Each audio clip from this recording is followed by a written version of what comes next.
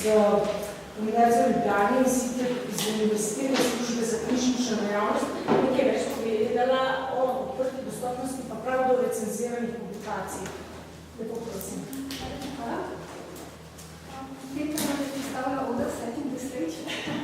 S politikami je bom pa kar konkretna, praktična, kako spostavimo odprto dostopnost do recenziranih publikacij.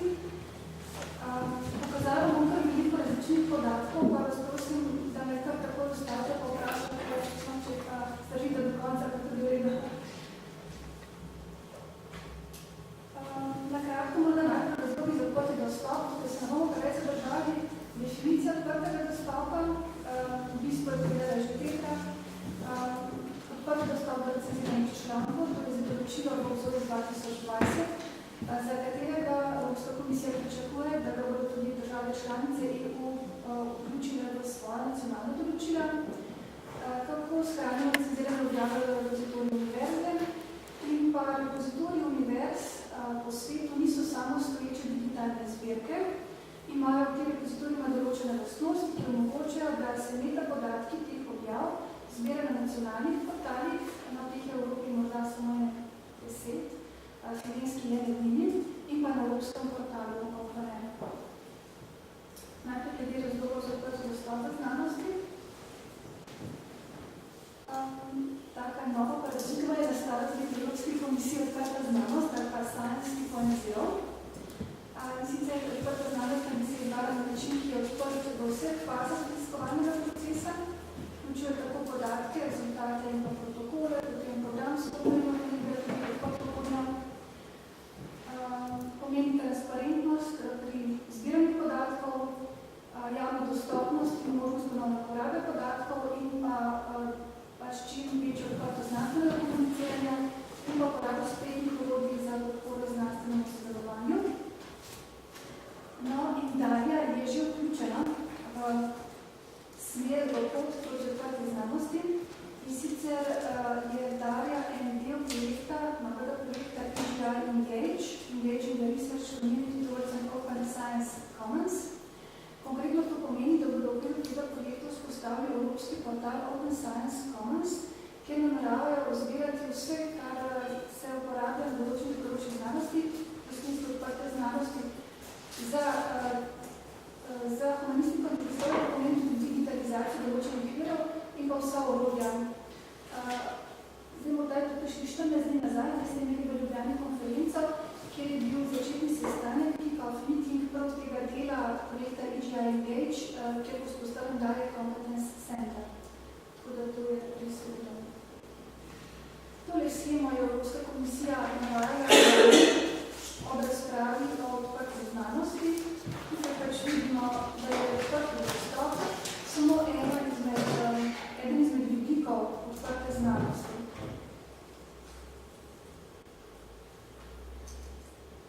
Temi pogoji, drugi pogoji so morda bolj znani.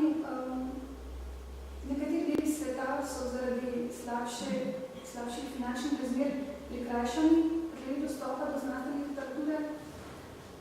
Financerji so se želeli boljše izkoristiti financiranje in sicer plačajo že izvajane raziskave, potem morajo ponovno plačati za dostop do objavljenih rezultatov raziskave v obliki publikacij.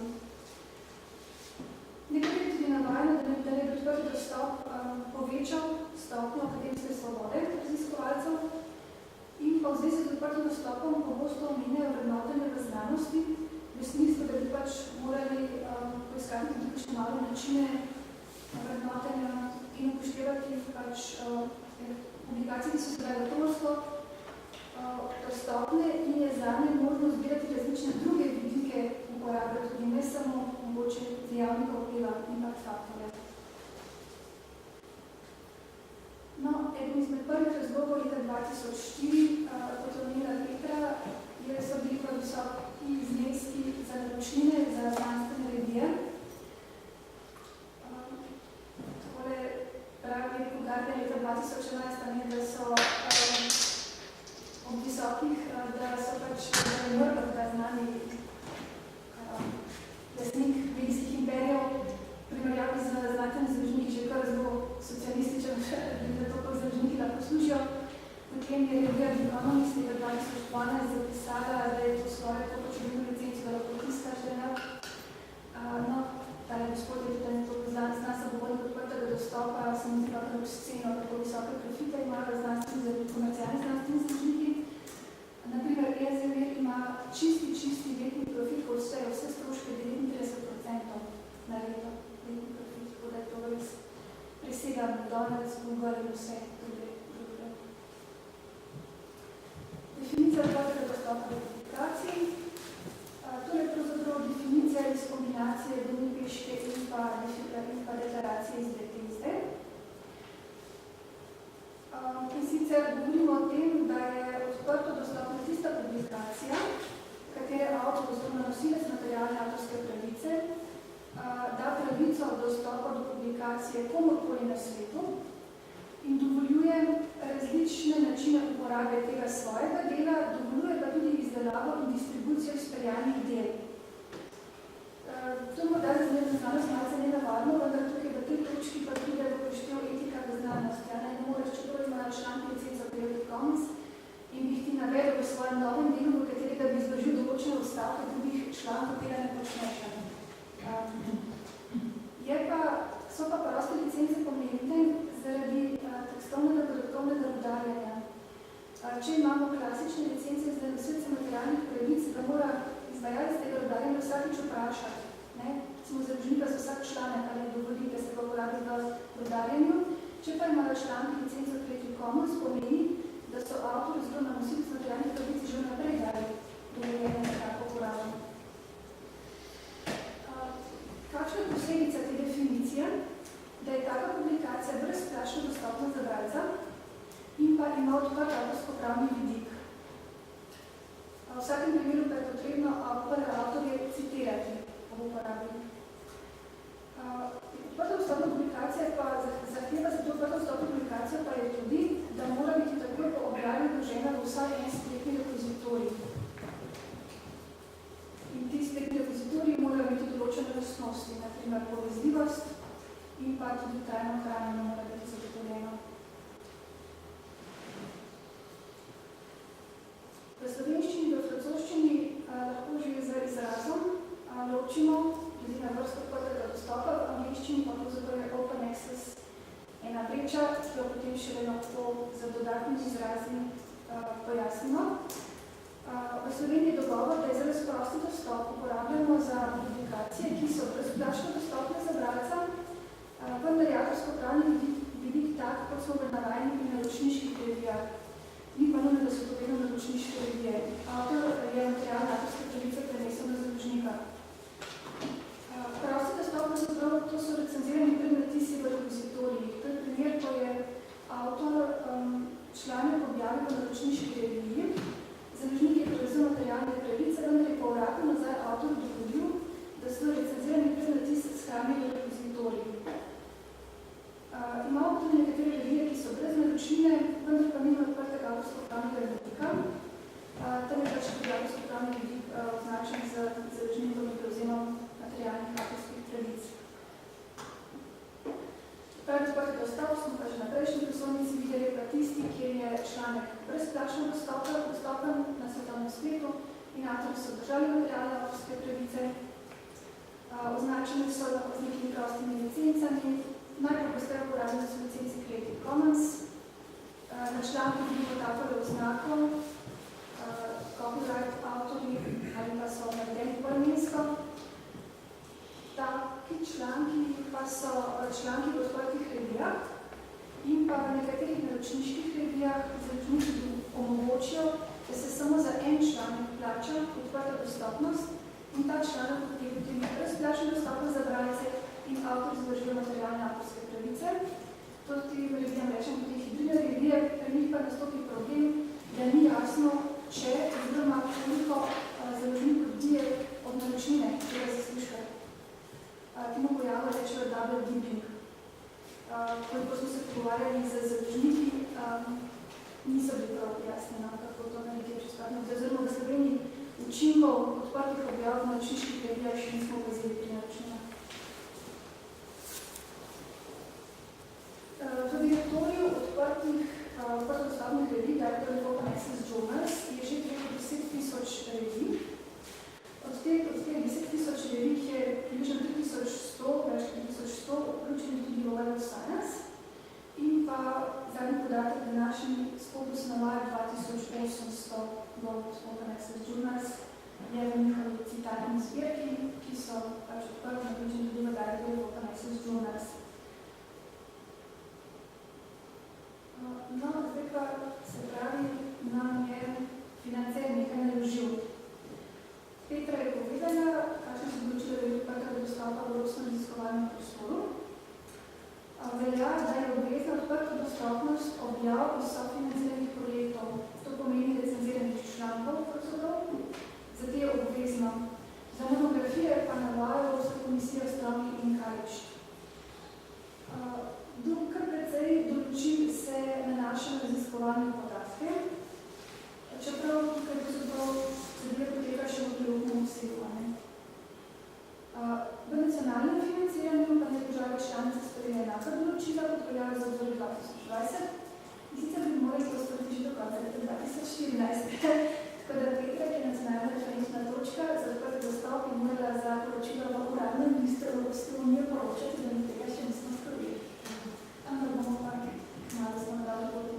Približno 10-11 držav v Evropi ima že sprejeti neke take politike, tudi večina še ne zanima. Tukaj lahko navajam primere iz prijavnih vlog in pobud po sofinanciranju za obzorje 2020, ker pač v Sloveniji tega še nimamo. Se pravi, prijavitelji, projektna skupina oziroma konzorcij raziskovalnih organizacij se z odprtim dostopom srečajo v prijavni vlogi in pa v pogodbi o sofinanciranju in potem pa na koncu v poročilu.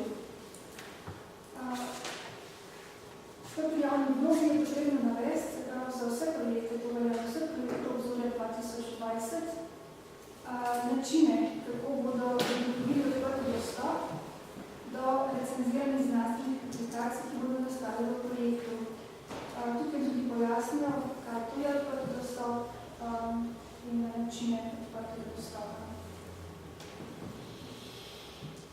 Za Univerzo v Ljubljani smo pripravili navodila za prijavitelje projektov obzorja 2020, ki pa so dostopna na spletni strani Univerze, se pravi ne na internetu, ali na še pa na spletni strani, tako da si lahko pogledate, tam so tudi priporočila, kako bi se na posamezno vprašanje v prijavni vlogi pogovorilo. Tako priporočila pa podajo tudi ta dokumenta, ki sta pa koristna tudi zaradi drugih informacij.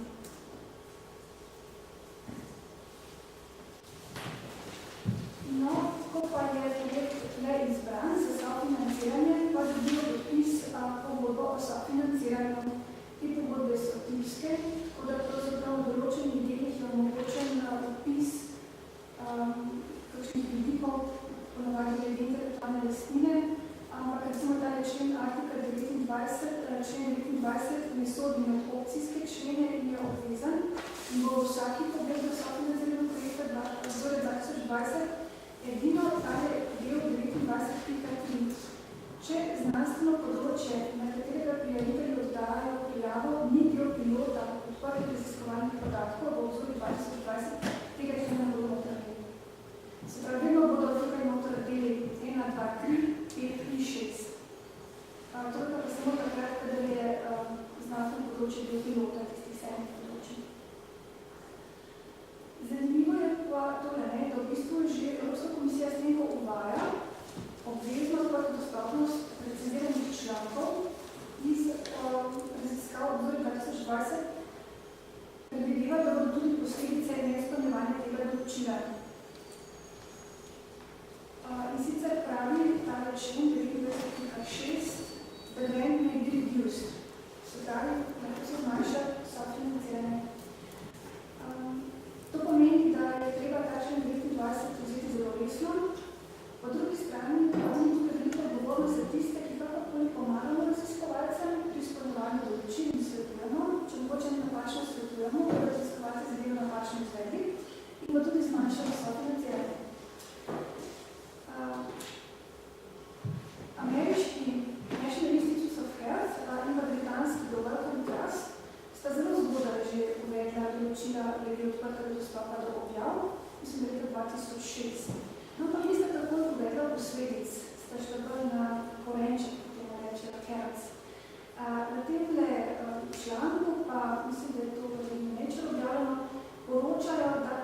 zdaj že palčke začela uporabljati stis in sicer bosta finančno kaznovala prejemnike sredstev, koliko ne bodo izpolnili določil. Evropska komisija pa v trenutku po zahteva tudi že predvideva sankcije. Tale člen, ta del člena bodo vsi imeli v pogodbi evropskega projekta, in sicer govori o odprtem dostopu do znanstvenih publikacij. Pravi, da mora vsak prejemnik sredstev zagotoviti odprt dostop do vseh recenziranih znanstvenih publikacij, ki izbirajo iz rezultatov tega projekta. In tako naj to naredi, v bistvu v dveh stopnjah, A in B.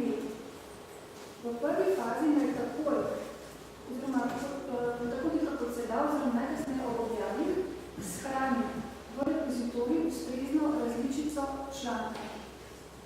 Ta članek je lahko založnikov datoteka, če govorimo o izdatem odprtem dostopu, ali pa recenziran prednatis, če govorimo o zelenem odprtem dostopu, se pravi o objavi v naročniški reviji.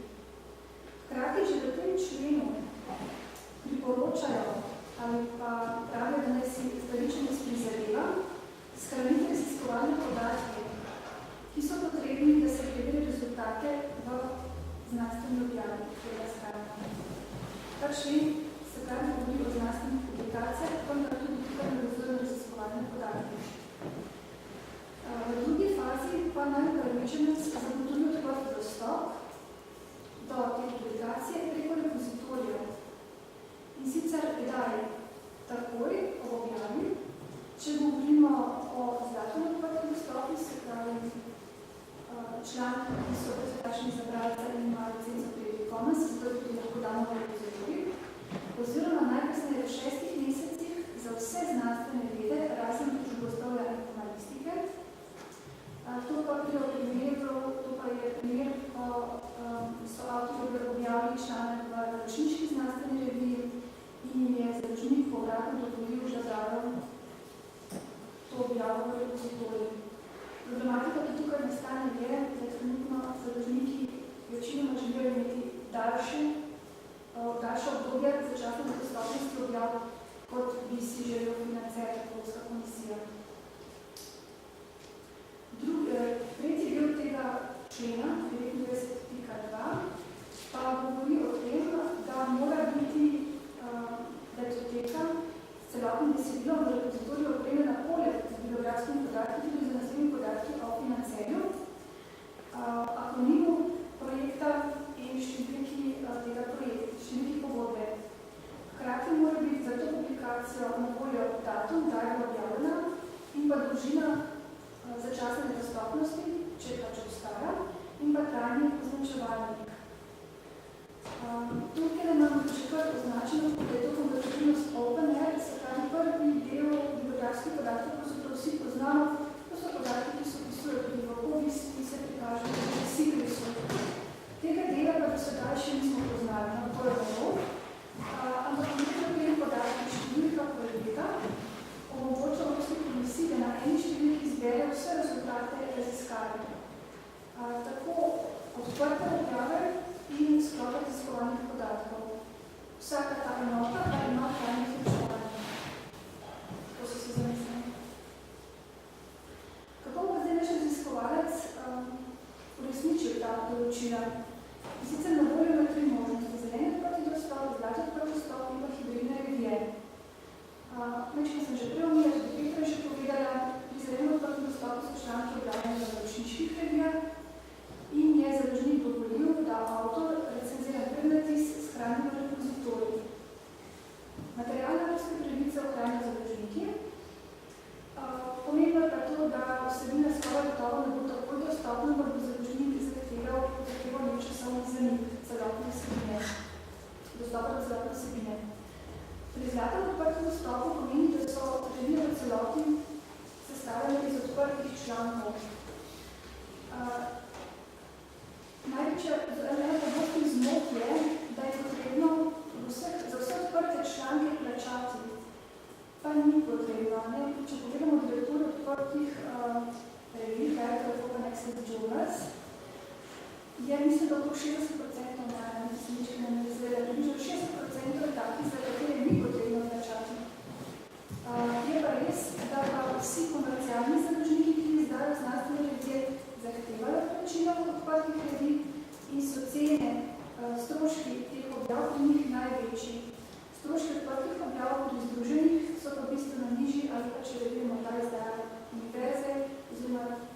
različni javni izdajatelji, ki delujejo z javnimi sredstvi, pogosto ki nimajo taki prepoznavčači, se prav stroško objave odprtih objav, ker sredstva zberajo na drug način.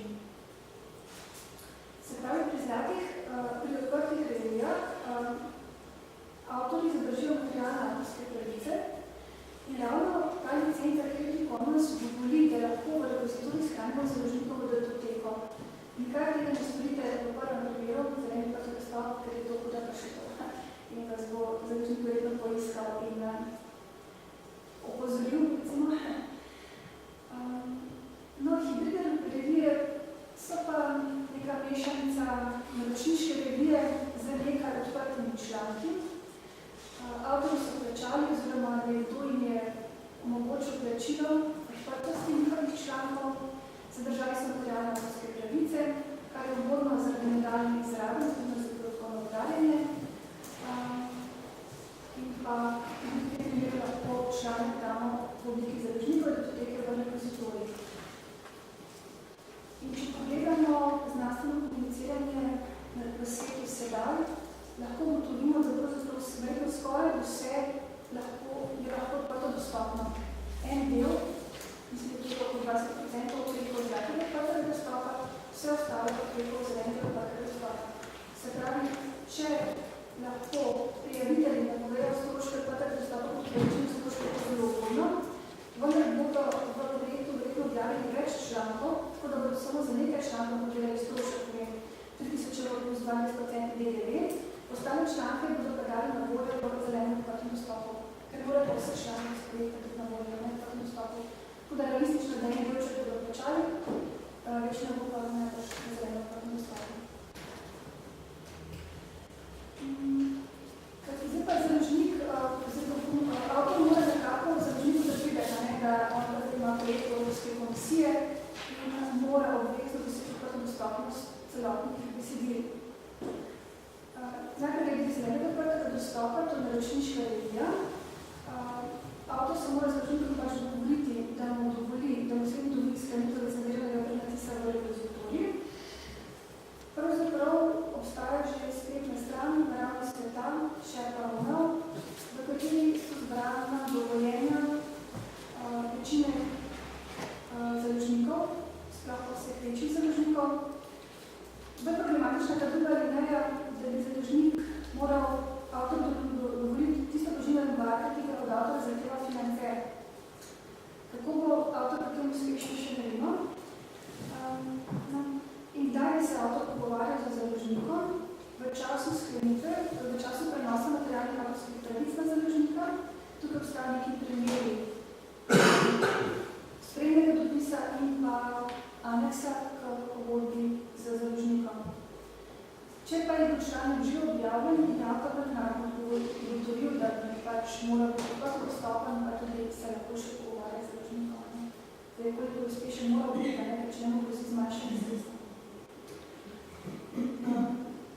Zlati članek, se pravi to članek, ki je brezplačen za bralca in je dovoljena raznika nadaljna uporaba, ker je avtorsko pravni jezik označen s prostimi licencami Creative Commons. V odprtih revijah imamo tako članke, so pa te revije so sestavljene izključno iz odprtih člankov in kot smo rekli, en velik del je tak, da ne zahteva plačila article processing charges, en del je potrebno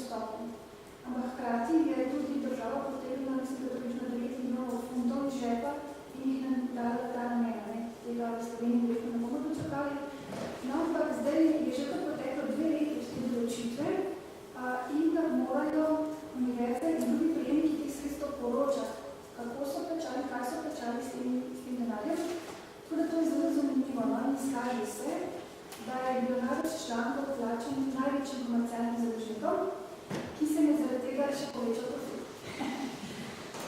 Če bi koga to zanimalo, tudi na tej spletni strani, ki da najdemo nekaj biblioteke, to so karakserove pregledice, ki se možemo tam to uporabljati, tam se vidijo tudi cene teh objav. Cene objav so pa lahko drugačne, kot so tržne cene ali pa kataložne cene pri založnikih, ker morda je univerza ali pa že tudi prišli dogovor s tem založnikom, ne pa imajo že dopuste ali pa so naprej nekaj plačali. No, to se zanimivo. Glede licenci pa boste komisija priporočila uporabo prostih licenc, ampak da najce je teži tako, da če niš imeti prosto licenco, moraš pač plačati za odpravnost. Domnevamo se tukaj vedno večinoma zbrani predstavniki organizacij, ki se ukvarjajo z raziskovanjem na družboslovju in humanistiki. Zdaj smo zelo veliko govorili o člankih, morda so zelo spomenuli še monografije. Pri monografijah pa se je skazalo, ni enega, dveh ali treh prevladujočih poslovnih modelov, ampak je zaenkrat še kar več. Če bi se odločili, da boste izdali odprta monografija, priporočam, da se obrnete na spletno stran OEPN, ki je tudi platforma za izdanje odprtih monografij. In karkoli je izdano s pomočjo te platforme, je brezplačno dostopno za bralca in bo imelo licenco Creative Commons. Zato ta biblioteka ostane tudi na platformi, ki s tem ostane tudi knjižnica teh monografij. Torej so pa pač navara za sebe top subjects, trenutno del, ki jih imajo v platformi oziroma v knjižnici.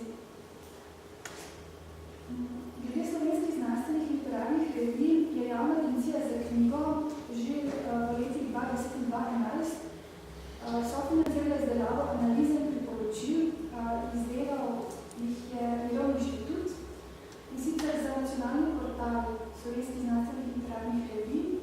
Vse, kar je tukaj noto zapisano, v resnici še vedno drži.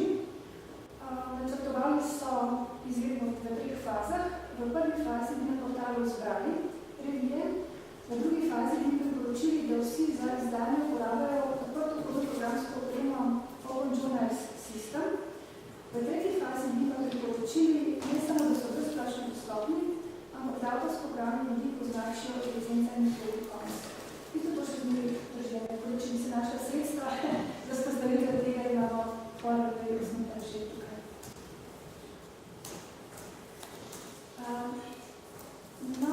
Raziskovalec se je uspešno dogovoril z založnikom, v rokah biblioteko, ki je ohranila repozitorij.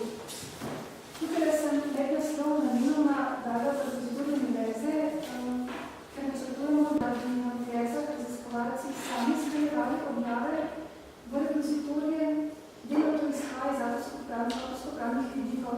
Če pogledate spredno stran Sherpa Romeo, tam založniki govorijo self-archiving, se pravi, da avtor sam shrani. V praksi pa vemo, da se bo to dogajalo še na druge načine, morda bo eno osebo raziskovalne skupine določila za celotno raziskovalno skupino, morda bo fakulteta ali direktor naredila knjižničarjo, to je dobro.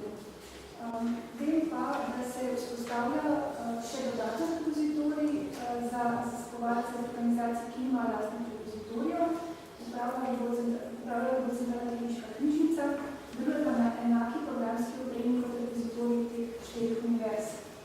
V naših repozitorijih je tukaj en zavihar prijava, raziskovalec se bo tukaj prijavil za digitalne direktor univerze.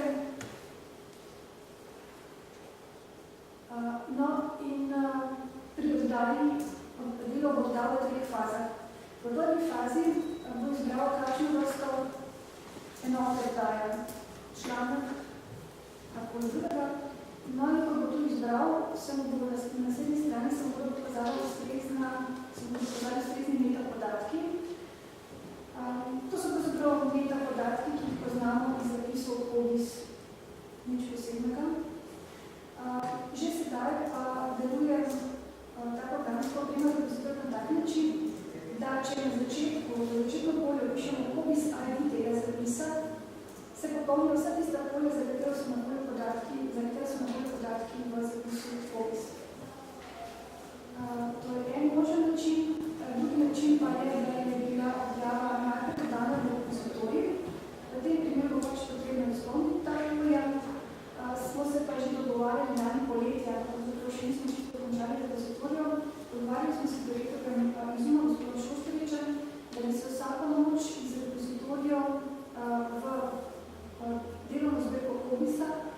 prinašali metapodatki novo danih del, tisti dan oddanih, in potem knjižničar, ko bi bil pripravljen, da se to ukvarjali za zaključni del študija, pač si izbral ti zapis, ki ga potrebuje, dopolno popravil metapodatke, shranil v opis.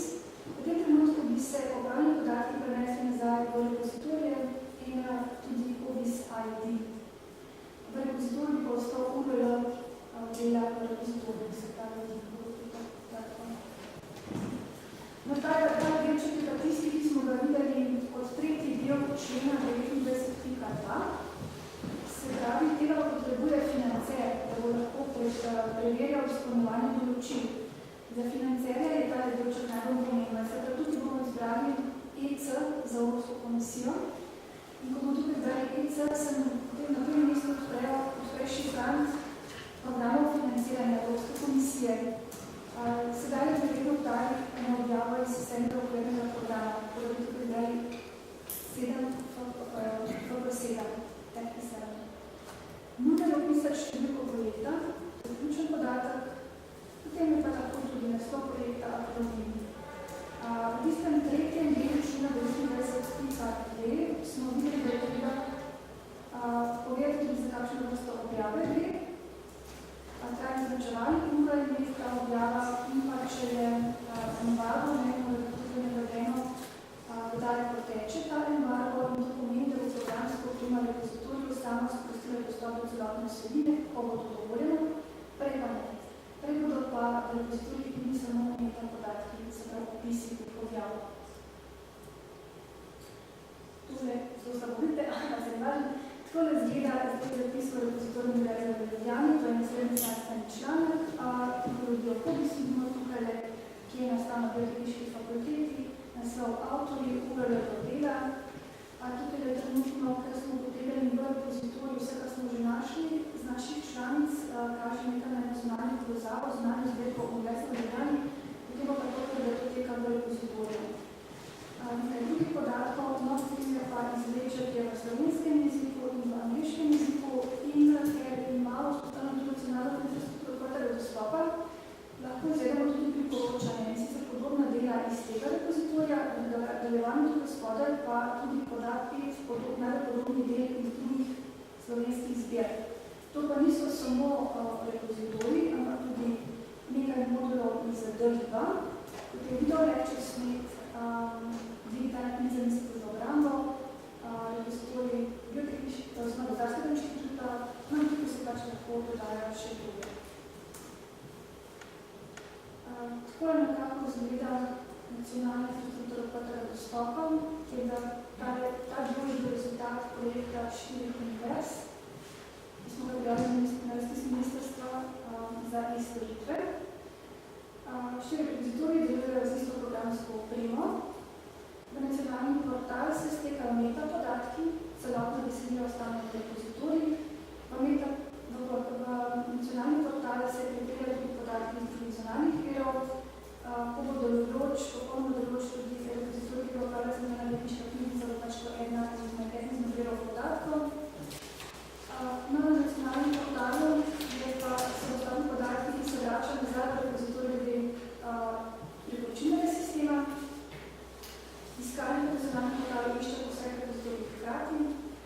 Koristna vsaka zadeva zaključna dela študija je pa ugotavljanje podrobnosti dokumentov. In sicer na vseh univerzah je tako zasnovano, da je vsako delo pred zadovoljno preverjeno glede podrobnosti vsebine. Korpus tega detektora podrobnih vsebin vsebuje 1,8 milijona besedil v slovenskem jeziku in približno 7 milijonov besedil v angleškem jeziku.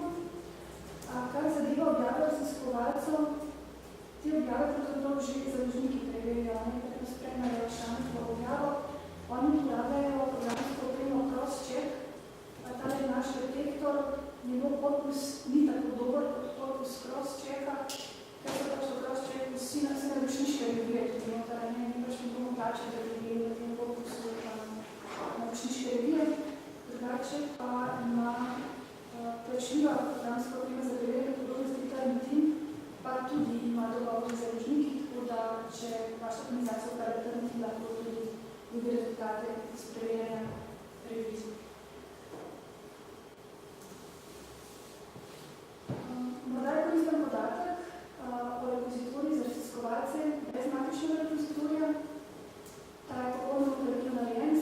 ima evropski projekt ali projekt nacionalnega financerja, ki od vas zahteva odprti dostop in hkrati morate vašo objavo opremiti za podatki o financerju, številke raziskav in tako naprej. Lahko obložite svoje objave in sklop raziskovalnih podatkov v tale repozitorij zelo se imenuje. Ta bi naredil s tem namenom, da pač se lahko zgodi, da raziskovalec ne bo nikjer našel ustrezne repozitorije. Tale repozitorij je drugače del infrastrukture OpenAI. Se že bližamo koncu, če vas skrbi, če še zelo veliko vsebine. Se pravi, raziskovalec je dobil sredstvi, rezervo raziskave, se je dobil z založnikom, da je njegova objava po določenem času počala dostopna. Objava je razdal v repozitorij, objava je opisane za metapodatki in kaj se sedaj dogaja s metapodatki. Prikažemo jih na nacionalnem portalu odprte znanosti, ker smo v Sloveniji izkoristili obstoječe informacijske sisteme, so na tem portalu objave, pa tudi članki in druga dela, označeni oziroma lahko poiščemo preko tipologij POBIS. Na tem portalu je možno enostavno ali pa napredno iskanje preko vseh repozitorijev in ostalih digitalnih zbir. In pa pač so nizko prikazane posamezne razne dele, ki jih lahko, če imajo teh možnosti, podpremo samo na organizirane znanstvene članke. Sedaj je približno 43 000, ki je delilo odprto dostopno že sedaj. Teh 43 000 pravzaprav nismo nastalo zaradi prodaje v repozitorije, ampak zajemanje že obstoječih. Tako da, na zdaj zavedanje računamo, ko bo stekla, da celoti oddajo raziskovalcev, ki ima približno 10-12 000 letno. Izmed vseh objav, ki raziskovalcev na raziskovalnem vidijo, je bilo 10-12 000 takih recenziranih objav, ki bi jih morali vedeti za financerje v repozitorij. Kaj pa zadeva zaključen del študija, bi bilo pa 90 000. To bo velik zalogaj oziroma koristnih informacij za različne znanstvenike, za nadaljnje raziskave. Kaj se pa lahko počne za metapodatki, ki jih najdejo v naših repozitorijih? Se pravi, to so slovenski repozitoriji, kjer damo odpremo vrata za naše metapodatke, slovenski zbirke raziskovalnih podatkov, tukaj smo imela repozitoriji za jodo, tistega, ki je brez. Potem obstajajo še nekaj zbirke z podatki raziskovalnih dejavnosti, o financiranju strani Evropske komisije, nacionalne financiranje in verifikatorji. Vse skupaj se trenire na portalu, tako naredijo razne API, se pravi neke programske dele, ki jih lahko kdorkoli naprej uporablja tudi v komercialne namene. Kdorkoli se znajde in so dobili na podatke uporabljajo v komercialne namene, ki se lahko uporabljajo. Kaj je pa sicer na voljo pomoč v Sloveniji naloga je še OpenSSS za projekt OpenSSS upravljala Univerza v Ljubljani. Lahko je ta portal začetna točka za oddajo publikacije, ki so mesta, katere je še repozitorij, pa se tukaj reagirate skozi dostopne repozitorije. Ko boste poročali za vaš projekt, so tukaj že na voljo obrazci, ki vam se stavijo poročilo o odprtih publikacijah iz vašega projekta. Seveda pa mora biti v vseh predhodnih fazah vse pravilno narejeno. Vaše objave so morali biti dodane v repozitorij, ki je bil OpenAI kompatibilen in ki ste izpolnili pogoje, številka projekta in tako, kar je potrebno. In temu potrebno bo pač tudi poročanje že za vas narejeno. Koordinator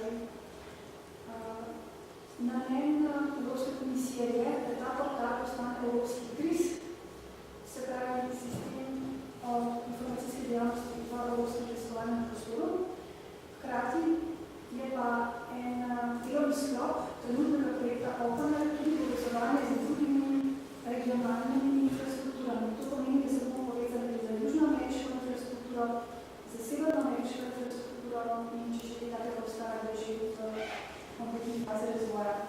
Se pravi, pregled raziskovalnih dejavnosti po vsem svetu hkrati. No, kje bi si lahko raziskovalci našli pomoč, že na portalu OpenAir je ena možnost support, participate.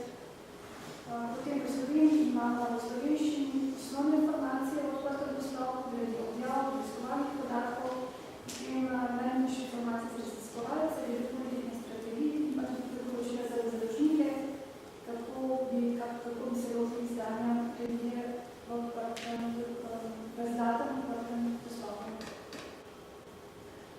Knjižničarji so verjetno pomembna točka za odprti dostop, podpora. Kot imamo izkušnjo spet z organiziranjem predhodnih predstavitev, se največ udeležijo prav knjižničarji in imajo tudi največ znanja o odprtem dostopu. Mislim, da se raziskovalci žal še ne ukvarjajo z odprtim dostopom. Knjižničarji bi pač morali nasplošno pripovedati o odprtem dostopu, lahko bi raziskovalci pomagali pri izvajanju določene pogodbe, se pravi, da se njihovi repozitorji, pripravljajo raziskovalnih podatkov in pa kar nekaj univerz oziroma nekih knjižnic je že prevzelo na Sloveniji izdanje znanstvenih in strokovnih ljudi svoje univerze. Nudi tudi etično podporo izvedbi procesa. No, kaj se je bilo nekaj takega, da si se točka odprtih dostopov vidite, recimo prevlačila, politike se da objedne na že nacionalne šine, pa tudi naše raziskovalne organizacije še nima nekaj politik. Potem bi morali portal OpenAir, regionalne storitve, informacijski portal. Imamo že repozitorije za objavno, da tudi bi morali obavljati pa še ne, ampak tudi nekaj proporcionalnega rečna točka, moramo poskrbeti, da se pa vse razpodijo. To je pa predzadnji slajd, dodatne informacije, lahko si poiščete, to so res najbolj osnovne za prijavo projektov do 2020. Evropska komisija financira dvoletni projekt iz sredstva 7. okvirnega programa, in sicer izobraževanje za odprti dostop oziroma Open Science Training.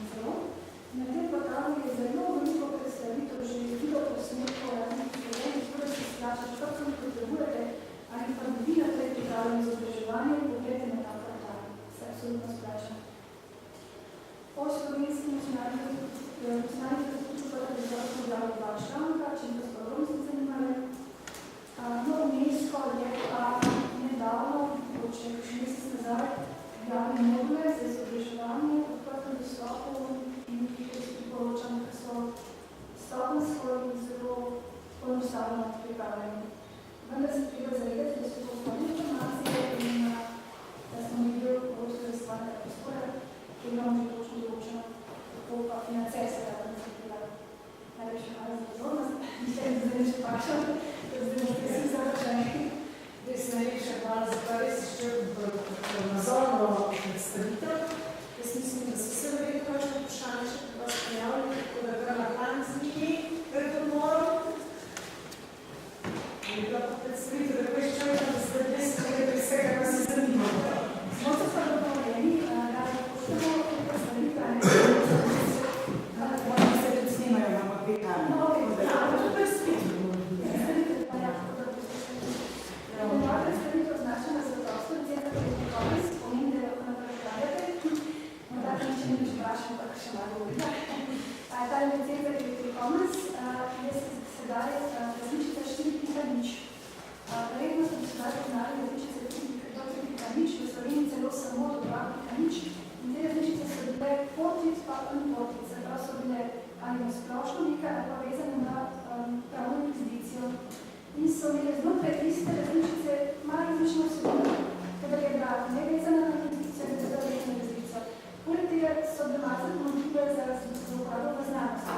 No, pa so se usedli ameriški in evropski pravniki in oblikovali različico 4.0, ki sedaj z enim besedinom predaja po vsem svetu, seveda 4.0 International, lahko so razpravljali nacionalnim jezikom in pa zakaj je res dobra za znanost. Uporablja se lahko za označevanje avtorsko-pravnih vidikov objav. Zbir podatkov, podatkovni zbir, kjer vključuje tudi pravico sui generis, se pravi zaščito finančnega vložka v objavu digitalnih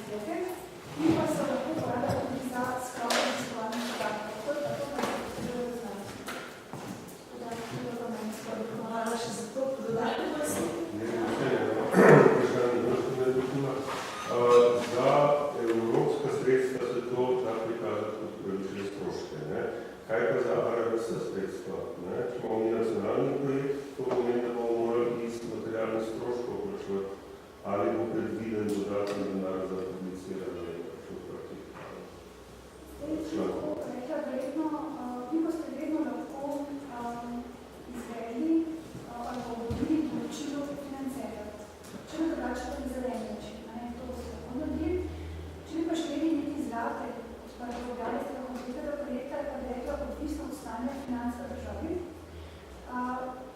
Ta delovna skupina kot vem je pravzaprav prevzela enaka določila kot so v obzorju, ampak si predstavljam, da pri vsaki konkretni izvedbi, pri vsakem konkretnem razpisu se bo financer odločil, ali lahko del sredstva tega razpisa nameni za objave. Zelo verjetno je, da v Sloveniji zlate objave ne bodo zelo veliko financirane, vedno bo to zelo malo.